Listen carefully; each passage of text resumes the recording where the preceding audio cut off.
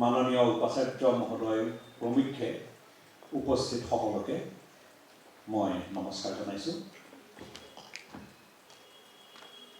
আজিৰ যিটো বিষয় সেই বিষয়টোৰ প্ৰসংগত চুতীয়া জাতিৰ ইতিহাস বা সংস্কৃতি এনেকুৱা ধৰণৰ বিভিন্ন কথাৰ আলোকপাত এই দুদিনীয়া অধিৱেশনত হ'ব। মই এটা অন্য বিষয় উপস্থাপন কৰিব বিচাৰিছোঁ। মোৰটো ঠিক বক্তৃতা বুলি কয় নে ভাষণ বুলি কয় আপোনালোকে বিচাৰ কৰিব। মোৰ প্ৰসংগটো হ'ল চুতীয়া গোষ্ঠীৰ আৰ্যীকৰণ, সাংস্কৃতিক একীভৱন আৰু বহল অসমীয়া সমাজ সাপেক্ষে চুতীয়া জাতিৰ অৱস্থান। ৰুচ মানুহ এজনক আকুহি চোৱা আৰু দেখা পাবা এজন টাৰ্টাৰ। সততে উচ্চাৰিত scratch a Russian and you will find him a Tartar, এই বাক্যষাৰ অসমৰ সাপেক্ষে বেণুধৰ শৰ্মাই এই বুলি কৈছিল যে উজনি অসমৰ এক নিৰ্ধাৰিত পৰিসৰৰ এজন অসমীয়াক চিকুটি চোৱা আৰু দেখা পাবা যে তেওঁ এজন চুতীয়া। কথাষাৰ অতিশয়োক্তি নহয়। শ্যাম বুৰঞ্জীৰ মতে উজনিত তেওঁলোকে প্ৰৱেশ কৰোঁতে যিখন ৰাজ্য পাইছিল সেই ৰাজ্যত কেৱল চুতীয়াসকলেহে লিখা পঢ়া কৰিছিল। কেঁচাই খাইটিক সম্বোধা, মা দৈৰ পথত, ভাদৈ, ৰংদৈ, চেংদৈ, এই কথাবোৰ আমাৰ যথেষ্ট আলোচিত হৈছে। বা অসমীয়া সমাজত মেকুৰী মৰিলে সোণৰ মেকুৰী দান দিয়া উপাখ্যান, তাৰ আঁৰত চুতীয়া আদি ৰজাক কুবেৰ দত্ত, সোণৰ মেকুৰী, এই কথাবোৰ আমি জানো। সেই প্ৰসংগত আমি দেখা পাওঁ যে অসমীয়া গোটেই পৰিচয়টোতে চুতীয়া সাহটো অন্তৰ্ভুক্ত হৈ আছে। আৰু বেণুধৰ শৰ্মাই যিষাৰ কথা আজি ৬০-৭০ বছৰৰ আগতে কৈছিল, বিশ্বায়ন পৰৱৰ্তী অসমৰ যিখন বহল সমাজ, প্ৰসাৰিত সমাজ, তাৰ আধাৰত আমি এইটো কথা ক'ব পাৰোঁ যে অসমৰ যিকোনো এজন মূলসুঁতিৰ অসমীয়াক বাকুহি চালে তেওঁৰ মাজত চুতীয়াৰ তেজ পোৱা যাব বা চুতীয়া সমাজৰ ৰীতি নীতি পোৱা যাব। স্বাতী নৈৰ পাৰৰ বাবেই চুতীয়া আৰু চুতীয়াসকল নৃতাত্ত্বিকভাৱে মংগোলীয় গোষ্ঠীৰ বৃহৎ এটা ঠাল বড়ো সমাজৰ অন্তৰ্গত, এনেকুৱা কথাবোৰ আলোচনা হৈ আছে। আৰু আমি যদি চাওঁ দেখিম যে এৰিয়ানাইজেশ্যন বা আৰ্যীকৰণৰ যিটো প্ৰক্ৰিয়া, সেই প্ৰক্ৰিয়াই প্ৰথম সামৰি লোৱা গোষ্ঠীটো আছিল চুতীয়া। চুতীয়াসকলেই নহয়, অসমৰ বিভিন্ন জনজাতিক আৰ্যীকৰণৰ যিটো প্ৰক্ৰিয়া, তাৰ মাজত আহোমসকলক ইন্দ্ৰবংশী কৰিছিল আৰু চুতীয়াসকলক কুবেৰৰ বংশজাত কৰিছিল। এই কথাটো চুতীয়াসকলৰ যিটো আদি ৰজাৰ উপাখ্যানটো আছিল যে বীৰবৰে জীৱন যুদ্ধত বিভিন্ন ঘাত প্ৰতিঘাতৰ সন্মুখীন হৈ তেওঁ উত্তপ্ত হৈ তেওঁৰ পত্নীক এদিন মাৰধৰ কৰিলে আৰু মাৰধৰ কৰাৰ দিনাই তেওঁ সপোনত কুবেৰক দেখা পালে। কুবেৰে তেওঁক সপোনত এজোপা গছৰ তললৈ গৈ খান্দি চাবলৈ গ'লে আৰু সেইমতে তেওঁ সোণৰ মেকুৰী, খৰ্গ, তৰোৱা, ঢাল এইবোৰ পাইছিল। আৰু সেই কুবেৰৰেই ঔৰসত জন্ম হৈছিল তেওঁলোকৰ আদি ৰজা সুদৰ্শন সুলক্ষণ সন্তান গৌৰী নাৰায়ণ বা ৰত্নপাল। এই আৰ্য দেৱতাৰ বংশজাত বুলি যিটো প্ৰতিষ্ঠা কৰাৰ কাৰবাৰ, সেই কাৰবাৰটোতেই আমি আৰ্যীকৰণৰ প্ৰথম উল্লেখ পাওঁ। আৰ্যীকৰণৰ কথাটো আমি ভাৰতীয় প্ৰেক্ষাপটতো যদি চাওঁ, তেতিয়াহ'লে দেখিম যে ঋগ্বেদত শিৱৰ কোনো বিশেষ উল্লেখ নাছিল, মাত্ৰ ৩টা শ্লোক আছিল শিৱৰ বিষয়ে। আৰু সেই শিৱই যজুৰ্বেদ আৰু সামবেদত গৈ মহাদেৱৰ আখ্যা পালে আৰু পুৰাণৰ দিনত তেওঁক ত্ৰিদেৱৰ অন্তৰ্ভুক্ত কৰা হ'ল। এনেকুৱাকৈ আৰ্যীকৰণৰ যিটো প্ৰক্ৰিয়া, সেই প্ৰক্ৰিয়াতেই জনজাতীয় সমাজৰ মাতৃতান্ত্ৰিক জনজাতীয় সমাজৰ দেৱীসকলক সম্পূৰ্ণ পুৰুষ শাসিত নাৰীক ভোগ্য সামগ্ৰী বুলি ভাবি থকা আৰ্য সমাজে গ্ৰহণ কৰি লৈছিল আৰু বিভিন্ন দেৱীৰ আসন দিছিল। তাৰ পৰৱৰ্তী পৰ্যায়ত সেই দেৱীসকলক কোনো নহয় কোনো ধৰণে শিৱৰ লগত তেওঁলোকে সাযুজ্য কৰিছে, সংযোগ স্থাপন কৰিছিল। শিৱৰ পত্নী, শিৱৰ কন্যা, এনেকুৱা ধৰণৰ।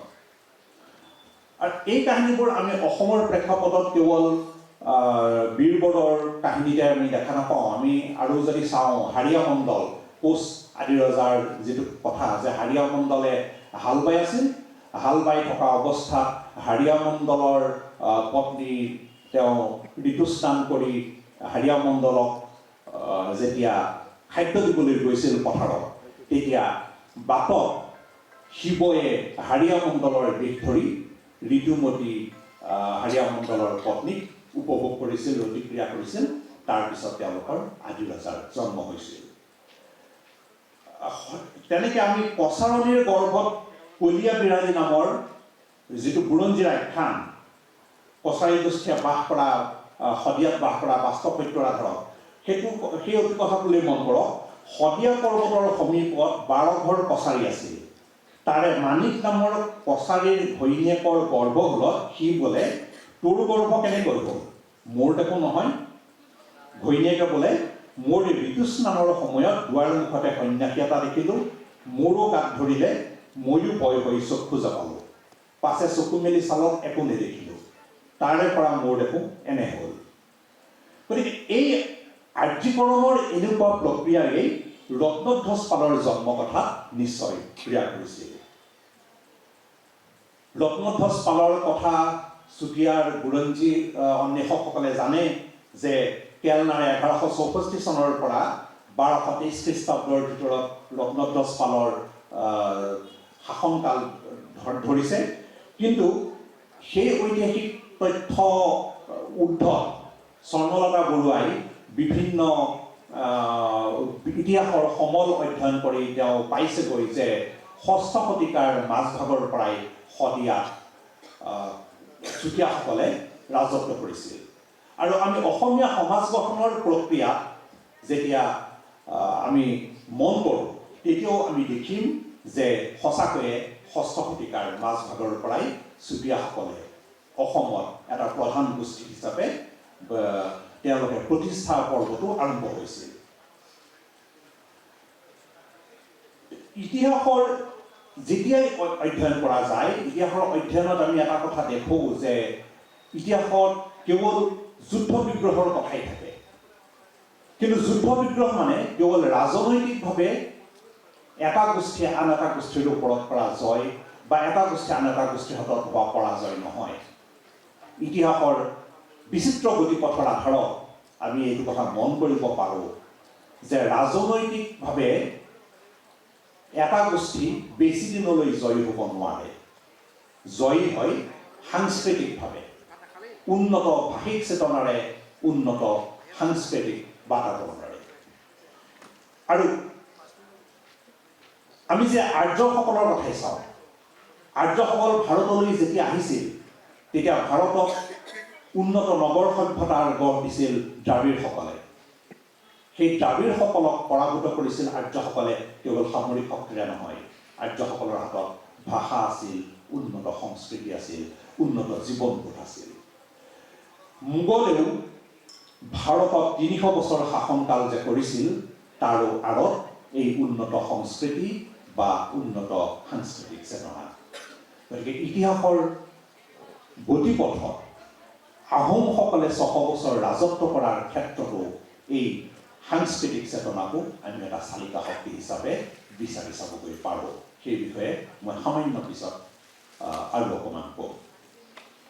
কিন্তু আহোমসকলৰ আগমনৰ আগত তেতিয়াহ'লে যেতিয়া চুতীয়াসকল আছিল, চুতীয়াসকলৰ সাংস্কৃতিক চেতনা উন্নত নাছিল নেকি?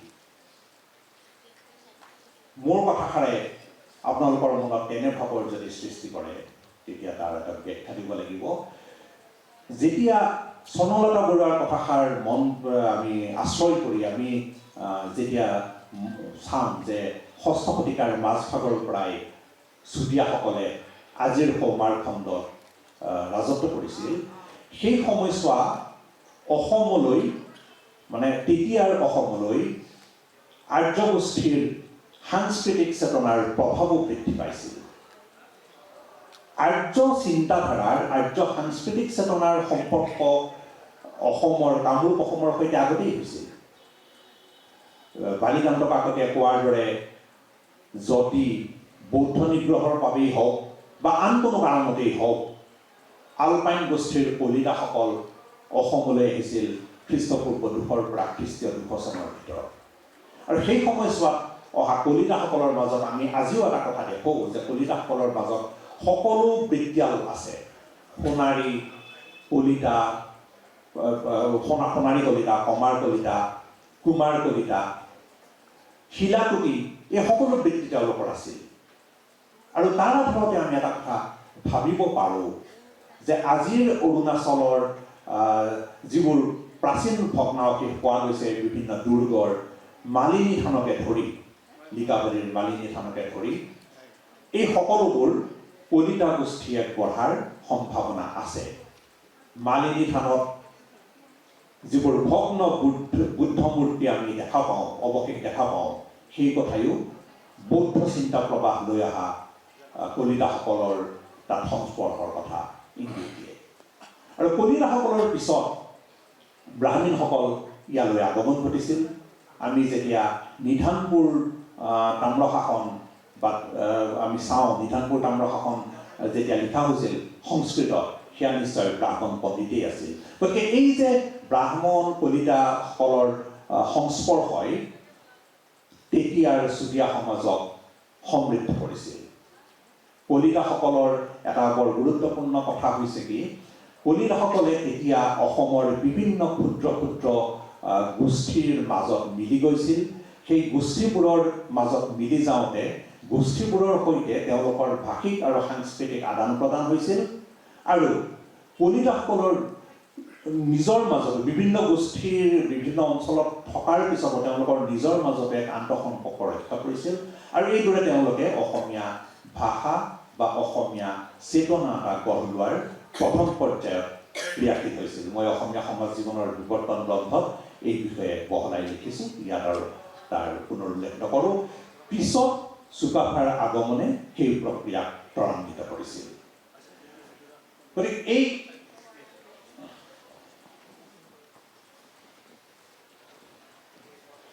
এই সাংস্কৃতিক সমন্বয়ৰ যিটো কথা, এই কথাটোৰ দ্বাৰা চুতীয়াসকল সমৃদ্ধ হৈছিল আৰু চুতীয়াসকলে এক ধৰণৰ সমৃদ্ধ সংস্কৃতিৰ গৰাকী হৈছিল। আৰু তেওঁলোকে হিন্দু ধৰ্মত এইদৰেই তেওঁলোকে এটা সময়লৈ দীক্ষা লাভ কৰিছিল। মুংক্লা বুলি তেওঁলোকৰ দেশখনক কোৱা হৈছিল। আৰু শ্যাম বুৰঞ্জীত আমাক এই দিশলৈ আমাক আঙুলিয়াইছে লীলা গগৈয়ে টাই সংস্কৃতিৰ ৰূপৰেখা, যে যেতিয়া প্ৰথমটো গোষ্ঠী আহিছিল পাটকাইৰ পৰ্বতৰ সিপাৰেই, যেতিয়া টাইসকলৰ আহোমসকলৰ প্ৰথমটো গোষ্ঠীয়ে এই মুংক্লা দেশ জয় কৰিছিল। মুংক্লা মানে তেওঁলোকৰ ভাষা হৈছে হিন্দুৰ দেশ। গতিকে হিন্দুৰ চেতনাটো তেওঁলোকৰ মাজত আছিল, তাৰ লগত আছিল বৌদ্ধ চেতনা, তাৰ লগত আছিল তান্ত্ৰিক সাধনা। এই তন্ত্ৰৰ কথাষাৰত আমাৰ এটা কথা আহে যে তন্ত্ৰত যৌনাচাৰৰ কথা আছে। তান্ত্ৰিক সাধনা কিন্তু কেৱল যৌনাচাৰৰ কথা নহয়। আমি তান্ত্ৰিক সাধনাত যৌনাচাৰৰ এটা অংশ আছে, কিন্তু প্ৰধান অংশ নহয়। আৰু এই যৌন ক্ৰিয়া যিটো তান্ত্ৰিক সাধনাত সোমাইছিল, তাৰো এটা সাংস্কৃতিক প্ৰেক্ষাপট আছে। সেই সাংস্কৃতিক প্ৰেক্ষাপটটো কেনেকুৱা যে যেতিয়া আমাৰ প্ৰথম পৰ্যায়ত যেতিয়া কৃষি কৰ্ম কৰিছিল, উন্নত পৰ্যায়ত কৃষি যেতিয়া হোৱা নাছিল, কৃষিৰ কাৰণে যিটো শ্ৰম কৰিব লগা হৈছিল, তাত কিছুমান অতি কথা বা কল্পনাৰ যোগ হৈছিল। নাৰীক প্ৰকৃতি হিচাপে গণ্য কৰা হয়। আমি মানৱ ইতিহাসৰ বিবৰ্তনৰ প্ৰক্ৰিয়াত এইটো লক্ষ্য কৰিছোঁ যে কৃষি সভ্যতাৰ বিকাশত নাৰীৰ বৰঙণি আছে। প্ৰথম বীজ নাৰীয়ে আৱিষ্কাৰ কৰিছিল বুলি কোৱা হয়।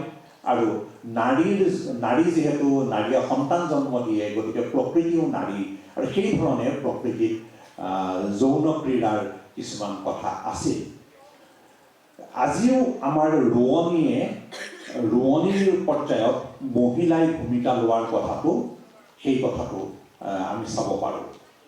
আৰু প্ৰকৃতিৰ সৈতে যিটো নাৰীৰ সম্পৰ্ক, সেই সম্পৰ্কটো কিছুমান যৌন ক্ৰীড়া বা তাৰ যিটো যাদুবিদ্যা বুলি কোৱা হয়, মেজিক, তাৰ এটা পুনৰাবৃত্তি কৰা হয়। প্ৰকৃতিৰ বিভিন্ন কথাৰ পুনৰাবৃত্তি মানুহে কৰে, মানুহে কৰি ভাবে যে এইটো উন্নত পৰ্যায়ত ফচল হ'ব, বৰষুণ হ'ব।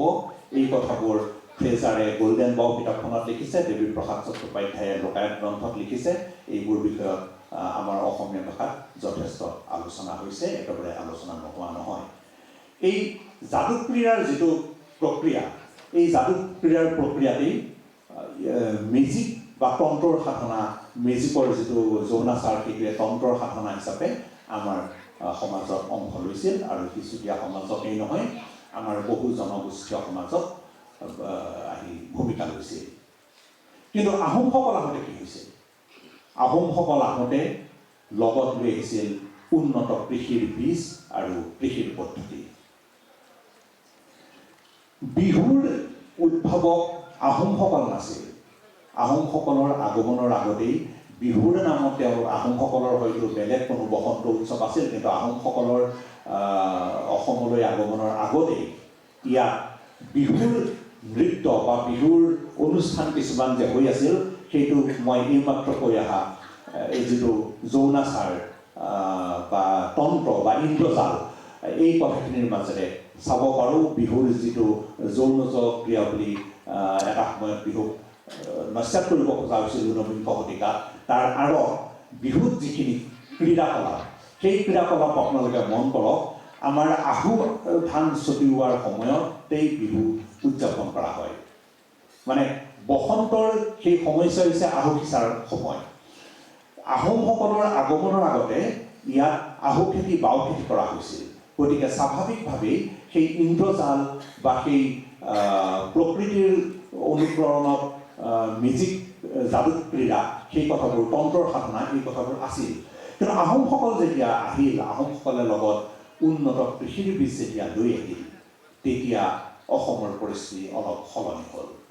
সলনি কেনেকৈ হ'ল? কাৰণ অৰ্থনীতিৰ মূল ভেটি হৈছে, বা সমাজ এখনৰ মূল ভেটি হৈছে অৰ্থনীতি, আৰু সেই সময়ত অৰ্থনীতি আছিল সম্পূৰ্ণ কৃষিকেন্দ্ৰিক। উন্নত কৃষি পদ্ধতি যেতিয়া আহোমসকলে লৈ আহিলে, আহোমসকলে সমৰাষ্ট্ৰতকৈও শক্তি আচলতে তেওঁলোকে প্ৰদৰ্শন কৰিছিল এই কৃষিৰ পদ্ধতিৰে আৰু এটা উদাৰ মনেৰে। উদাৰ মনটো হৈছে সকলোকে সামৰি লোৱাৰ মন। আহোমৰ যিটো ব্যৱস্থা, তেওঁলোকে সাতৰাজ মাৰি এক কৰা নাছিল, এক কৰিছিল সাতৰাজ সামৰি। আহোমসকলে যেতিয়া অসমলৈ উন্নত কৃষিৰ বীজ লৈ আহিছিল পূবেদি, সেই সময়ত পশ্চিমেদিও উন্নত কৃষিৰ বীজ আৰু উন্নত কৃষিৰ পদ্ধতি লৈ আন এটা গোষ্ঠী সোমাইছিল। সেইসকল আছিল বাৰভূঞাসকল। কিন্তু বাৰভূঞাসকলৰ লক্ষ্য আহোমসকলৰ দৰে বিশাল নাছিল। বাৰভূঞাসকলৰ লক্ষ্য আছিল অৰ্থনৈতিকভাৱে টনকিয়াল হ'বলৈ এক নিৰ্ধাৰিত কৃষক সমাজক লগত লৈ নিজে নদন বদন হোৱা। সমাজ সংগঠনৰ যিটো প্ৰক্ৰিয়া, সেই সমাজ সংগঠনৰ প্ৰক্ৰিয়ালৈ বাৰভূঞাসকলে তেওঁলোকৰ মাজৰ পৰা শংকৰদেৱক আগবঢ়াই ব্যক্তিগত পৰ্যায়ত শংকৰদেৱে পঞ্চদশ শতিকাৰ পৰা এটা বেলেগ ৰূপত অসমখনক গঢ়ি লৈ গৈ, সেইটো এটা বেলেগ প্ৰসংগ। কিন্তু গোষ্ঠীগতভাৱে আহোমসকলে উজনি খণ্ডত যিটো কাৰবাৰ কৰিছিল, একমাত্ৰ কৃষি আৰু বহল মনৰে সেই কথাটো নামনিত বাৰভূঞাসকলে কৰিব নোৱাৰিলে। গতিকে এনেকুৱাকৈ চুতীয়াসকলৰ মাজত সাংস্কৃতিক সমন্বয় বিভিন্ন ধৰণৰ হ'ল, আৰ্যীকৰণৰ প্ৰক্ৰিয়াটোও চলি থাকিল, আৰু যিসকল চুতীয়া তাৰ মাজতো তেওঁলোকে স্বকীয়তা বজাই ৰাখিছিল, সেইসকলে পৰৱৰ্তী পৰ্যায়ত যেতিয়া শংকৰদেৱে আৰম্ভ কৰা নৱবৈষ্ণৱ আন্দোলনত তেওঁলোক লাহে লাহে চামিল হৈছিল। উজনিত সেই সময়ত ৰাজত্ব কৰি থকা আন কিছু গোষ্ঠীও আছিল। তাৰ ভিতৰত আছিল বড়ো কছাৰীসকল, ইতিহাসত তেওঁলোকক কছাৰী বুলি উল্লেখ কৰা হয় আৰু বৰাহীসকল প্ৰথমতেই তেওঁলোকে বিভিন্ন ধৰণে সন্মিলিত হৈ গৈছিল আৰু বড়ো কছাৰীসকলে ডিমাপুৰলৈ ৰাজধানী উঠাই নিয়াৰ পৰ্যন্ত তেওঁলোকে হিন্দু ধৰ্মৰ সৈতে বা আৰ্যসকলৰ সৈতে এক ধৰণৰ নৈকট্য লাভ কৰিলেও তেওঁলোকে স্বকীয়তা বজাই ৰাখিছিল। সৌভাগ্যময় কোৱা মতে 1770 চন মানৰ পৰাহে বড়ো কছাৰীসকলে হিন্দু ধৰ্মত দীক্ষা লোৱাৰ প্ৰক্ৰিয়াটো আৰম্ভ কৰিছিল। চুতীয়াসকলৰ এই আৰ্যীকৰণৰ প্ৰক্ৰিয়াটোত মই আন এটা দিশলৈ আজিৰ ইয়াত যিসকল তৰুণ গৱেষক আছে তেওঁলোকক মই আন এটা দিশলৈ দৃষ্টি আকৰ্ষণ কৰাব বিচাৰিছোঁ। সেইটো হৈছে সাংস্কৃতিক সমন্বয়ৰ মাজেৰে গঢ় লোৱা চুতীয়াসকলৰ ক্ষেত্ৰত বন ধৰ্মৰ বিচাৰ আজিলৈকে বৰ বিশেষ হোৱা নাই। আচলতে বন ধৰ্মৰ আলোচনা আমাৰ ইয়াত অসমত বিশেষ পৰিলক্ষিত হোৱা নাই। বন ধৰ্ম তিব্বতৰ এক পৰম্পৰাগত ধৰ্ম। এছাম লোকে বন ধৰ্মক তিব্বতী বুদ্ধ ধৰ্মৰ এটা অংশ হিচাপে ক'ব খুজিলেও এইটো কথা অনেক গৱেষকে প্ৰতিষ্ঠা কৰিছে যে বন ধৰ্ম তিব্বতী পৰম্পৰাতে গঢ় লোৱা এটা প্ৰাচীন ধৰ্ম। আৰু এই বন ধৰ্মৰ মূল যিখিনি মূল কথাখিনিৰ ভিতৰত আছে জলোপাসনা। সেই জলোপাসনা সেই সময়ত জনগোষ্ঠীয় সমাজত সকলো জনগোষ্ঠীয় সমাজত আছিল আৰু তেওঁলোকৰ তান্ত্ৰিকতাৰ সৈতে বহু পৰিমাণে মিল আছে, যিটো কাৰণে কামৰূপৰ পৰা যোৱা তান্ত্ৰিক বৌদ্ধ ধৰ্মই তিব্বতত গৈ নতুন ৰূপ পৰিগ্ৰহ কৰিছিল আৰু সেই ৰূপেই পিছত কামৰূপকে ধৰি অসমকে ধৰি সমগ্ৰ দক্ষিণ পূব এছিয়াত বিস্তাৰিত হৈছিল। গতিকে এই বন ধৰ্মৰ যিবোৰ উপকৰণ সেই উপকৰণবোৰ আমি চুতীয়া সমাজত এক ধৰণে আলোচনা কৰাৰ প্ৰাসংগিকতা আছে। প্ৰাসংগিকতা এই কাৰণেই আছে যে বন ধৰ্মৰ যিটো সংস্পৰ্শ বা বন ধৰ্মৰ যিখিনি উপকৰণ আমি যদি বিচাৰ কৰি চাওঁ তেতিয়াহ'লে আমাৰ ইয়ালৈ চুতীয়া সমাজলৈ হওক বা আমাৰ আন জনগোষ্ঠীয় সমাজলৈ হওক যিটো তান্ত্ৰিকতাৰ কেনেকুৱাকৈ আগমন হ'ল তাৰ ইতিহাস সেই সন্দৰ্ভত আৰু অধিক আমি স্পষ্ট আভাস পাব পাৰোঁ। মই আৰু এটা কথা কৈ মোৰ এই বক্তব্যৰ সামৰণি মাৰিব খুজিছোঁ। সেইটো হৈছে আমাৰ অসমত চুতীয়াসকল বা মৰাণ মটকসকল তেওঁলোক আমি এটা গোষ্ঠী হিচাপে ভাবি আছোঁ আৰু অসমীয়াক এটা জাতি হিচাপে ভাবি আছোঁ। কিন্তু জাতি গঠনৰ যিটো প্ৰক্ৰিয়া সেই প্ৰক্ৰিয়াটো যদি আমি চাওঁ আধুনিক জাতি গঠনৰ যিটো প্ৰক্ৰিয়া বা আধুনিক জাতিৰ যিটো সংজ্ঞা সেই ধৰণে যদি আমি চাওঁ তেতিয়াহ'লে আমি দেখিম যে অসমীয়া নামৰ জাতি এটা কিন্তু গঢ় লৈ নুঠিল।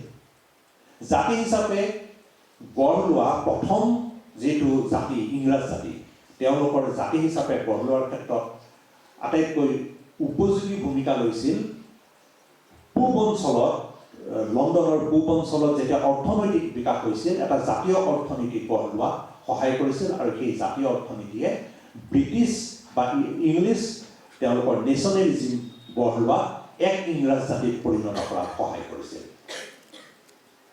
অসমত তেনেকুৱা অৰ্থনৈতিক একীভূত এটা জাতিসত্তা গঢ় নল'লে।